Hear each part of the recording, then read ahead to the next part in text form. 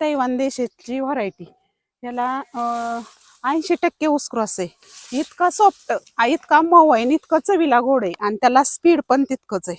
अगदी 100% माझ्या अनुभवातून. तुम्ही पण अनुभव घेऊन बघा, चारा नेऊन बघा, वापरून बघा. चवीला पण गोड आहे. आपण आहे असा अक्का टाकला तरी ती अजिबात ठेवत नाहीत.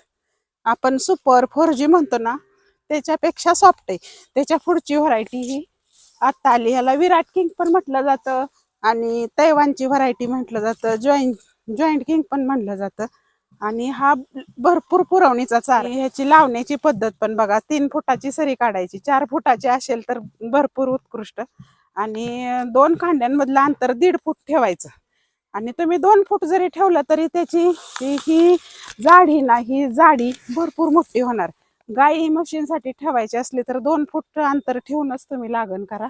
आणि जरी शेळ्यांसाठी वापरणार असाल तर